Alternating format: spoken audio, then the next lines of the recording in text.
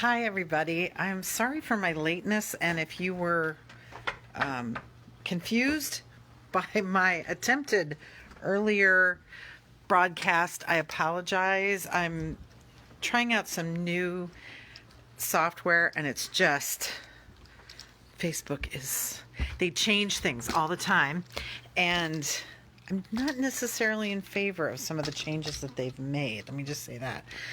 So I'm going to go old school today, and I'm going to be talking to you from my cell phone because the app is so much better than the computer version of Facebook for live. So I apologize for the bouncing around. Give me a second here to putting you on my tripod so I can have my hands free. How is everybody today? Hi, Maureen. Sorry about the bouncing around. Good to see you. I'm trying out OBS and also Logi Capture, and neither one really is very great.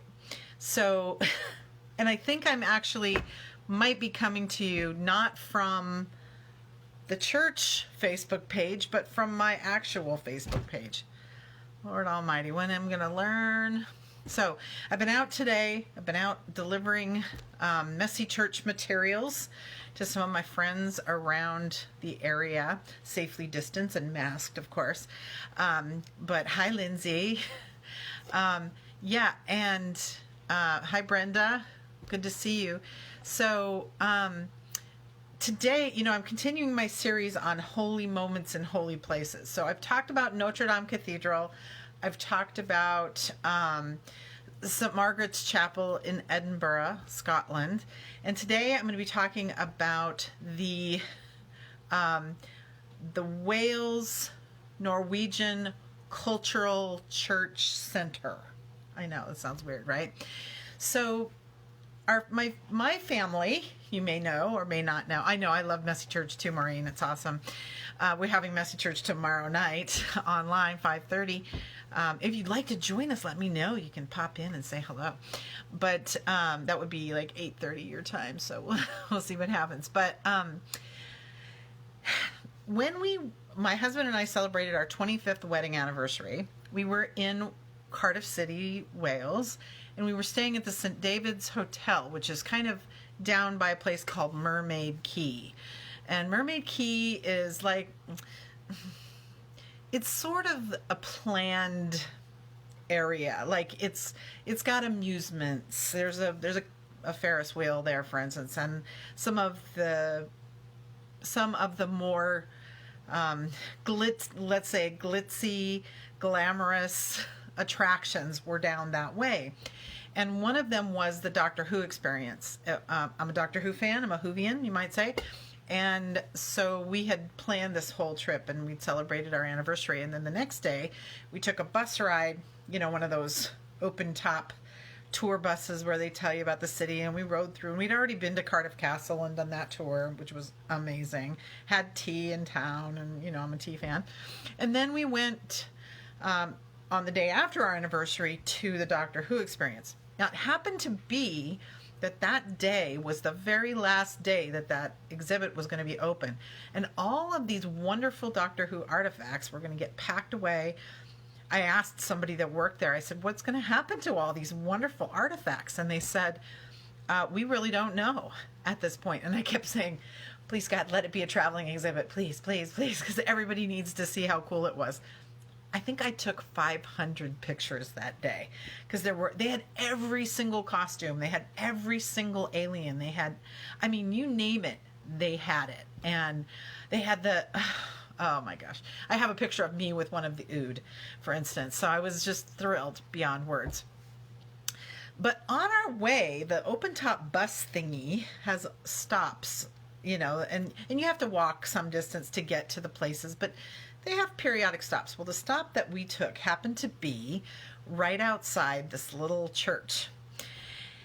And the Doctor Who experience was like this long, almost like, looked like a big sandworm from Dune kind of a building. Very strange looking building, but we're used to that in Seattle with our Experience Music Project building, and things like that. But you could see it off in the distance, and then here in front of us was this little chapel church, and it wasn't a church anymore necessarily. It was more of a hall, like a rental hall. It had turned into a rental hall.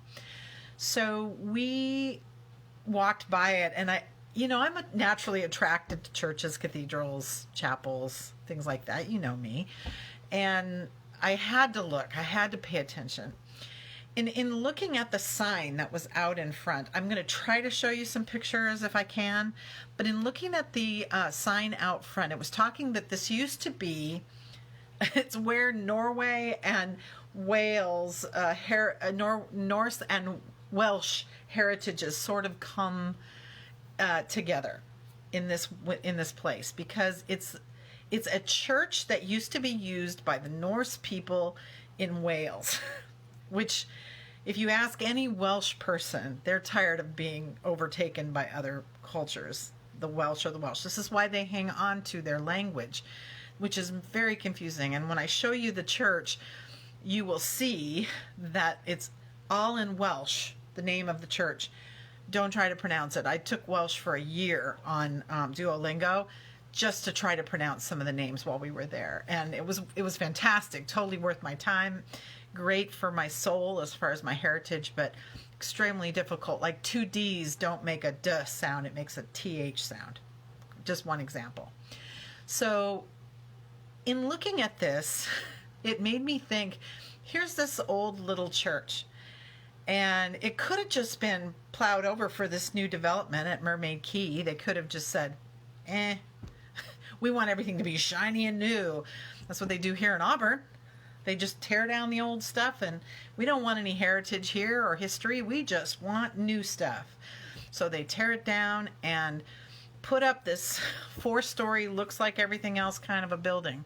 But this little chapel building had people that actually worshiped in it that were probably from mixed heritages. For instance, in Wales, most church services are done in Welsh. So if you come there expecting to go to church and hear an English-speaking church service, you got another thing coming. It is not going to happen. They are very proud of their heritage, and rightly so. They hang on to that language, and it's a difficult language, and it's an ancient language. Along with the Norwegians that came, that were settled in Cardiff. It was a big shipping port.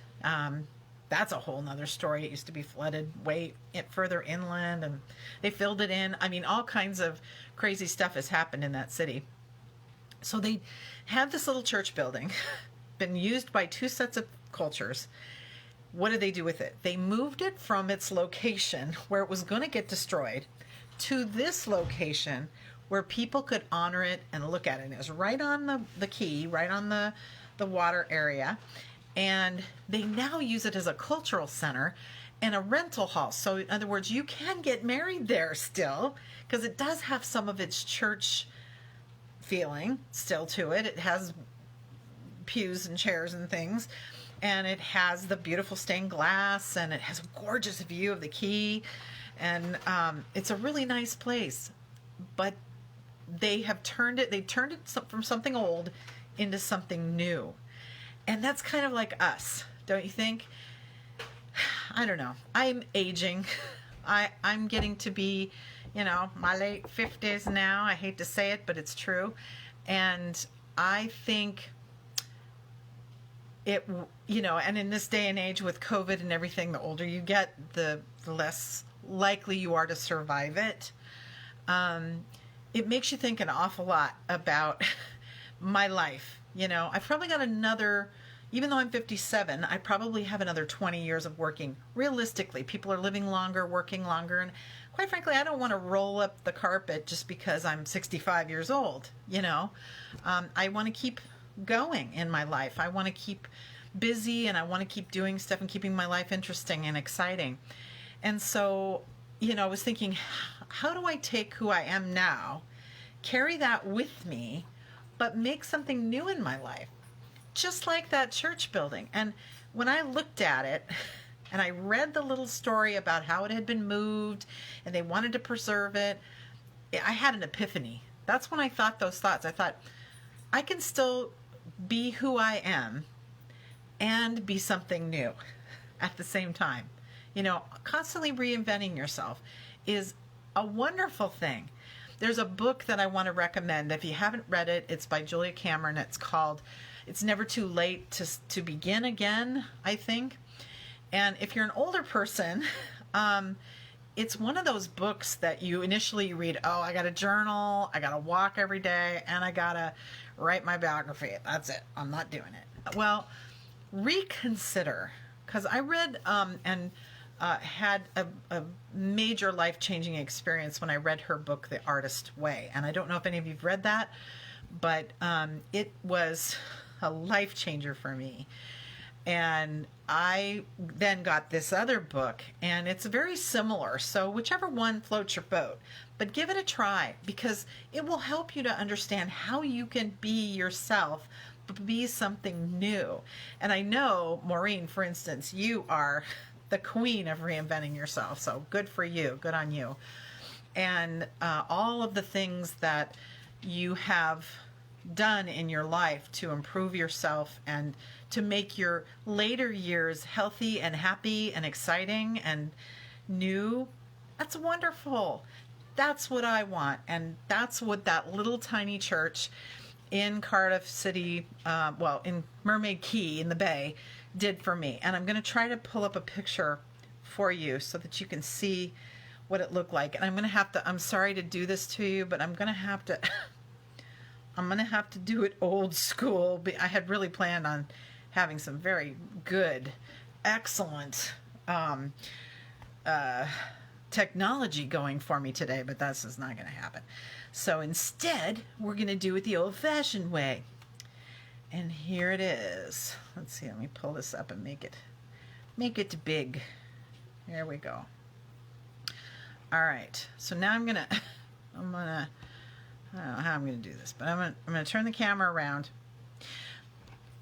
While we're waiting for this to come up, I just want to say, here it is. Okay, so let me turn my camera around here. Here we go. All right. So here's the little church. Now look at those words on there. Okay.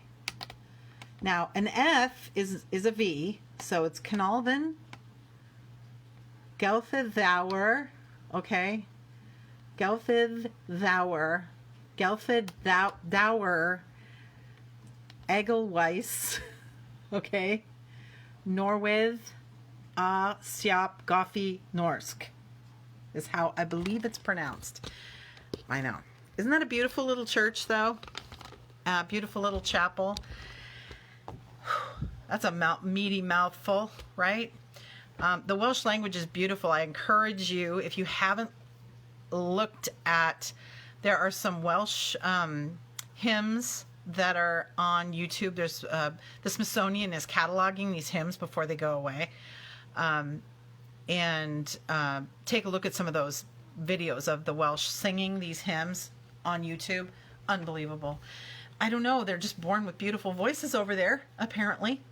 But that little tiny church, you can see how beautiful it was. And I will post the picture on this post when it gets posted up onto Facebook and on YouTube, so that you can really take a good look at it later, like I did with the Notre Dame pictures. But it's such a quaint little lovely place with the Gothic style windows, and that sort of rose window that's in the front, and it has a steeple in the back, which I didn't do a really great job of taking a picture of. But it's a beautiful thing that should be preserved always. And if there's one thing that gets my goat, is tearing something old down to put something up that is faceless, nameless, and pointless, in my opinion. I wish we could preserve our old buildings. One of the oldest buildings in Auburn was torn down, and it is now an empty parking lot because they can't figure out what to do with it. And it was the old livery for the local stable back in the 1800s, one of the oldest buildings in Auburn, torn down, and now it's a gravel parking lot. Why couldn't they have left it? So they could have made something really cool out of that, or they could have moved the building like they did here in Cardiff City. So I got a beef with you, Auburn.